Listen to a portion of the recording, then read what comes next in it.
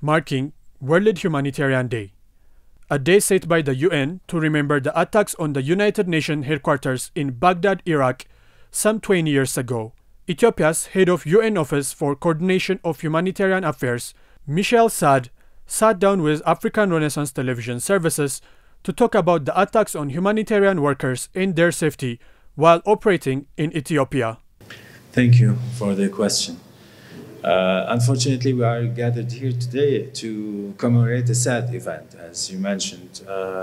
20 years ago, we lost 22 of our colleagues, and even though the whole world agreed to commemorate this day, we are still observing humanitarian aid workers coming under attack, being harassed, detained arbitrarily, or even maimed, tortured, or killed.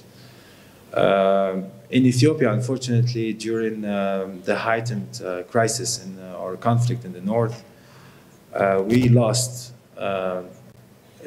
several colleagues, humanitarian workers, and these are things that we take wholeheartedly. We directly engage, of course, with the government counterparts at all levels, with other stakeholders.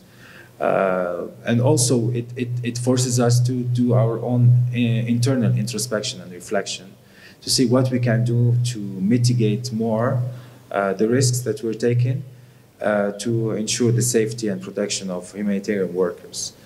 Here, if you allow me, there is no such thing as a 0% risk.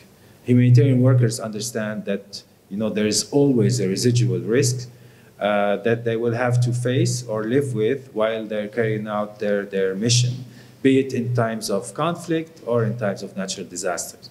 And it's always this careful balance and careful calculation between what would be the desired humanitarian impact to save lives, provide assistance and protection services, and what would be the risk or level of risk that could be accepted.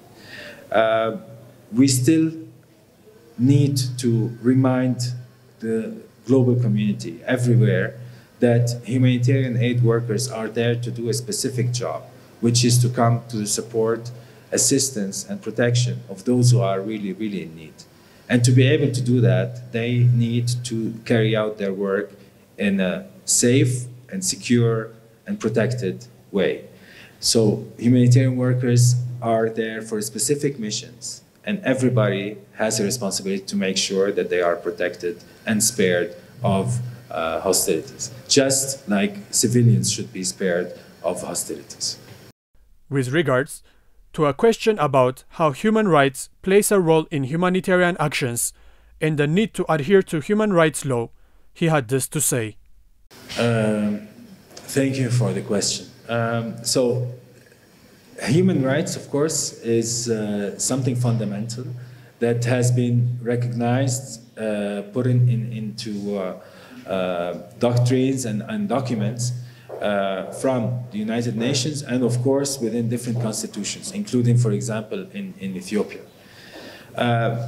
Humanitarian aid is something very specific, which comes in times of shocks. Why we talk about shocks? It's a time when the community is not really able to cope normally with what they've been doing before, be it because of a natural disaster or because of hostilities or a conflict. And usually, the first responsibility comes on the government, of course, and humanitarian workers come in support or complementarity of these efforts.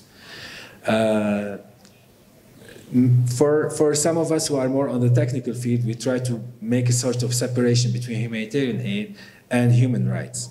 But at the end of it, without human rights, without basic fundamental rights for everybody, I think we can all, in terms of whether at least the United Nations or other international organizations, we wouldn't have come to existence. Everything is linked together. And of course, what we try to do is to support everybody and bring them this glimpse of humanity back and glimpse of dignity, especially when people have experienced conflict, they have been displaced, they have been forced to leave their country or town, they have lost parents or others. And this is really why we say that humanitarian aid should be done according to principles. When we talk about principles, it's the principle of neutrality, which means that we don't take sides. Impartiality, which means we don't consider people depending on their race, color, ethnic group, or others. Independent from other interferences. And the basic one, of course, is the humanity behind it. So, but everything is linked together. And it's very important to allow humanitarian workers to do their job. It's very important also to make sure that the people who are suffering are able to access basic services and are able to access humanitarian aid.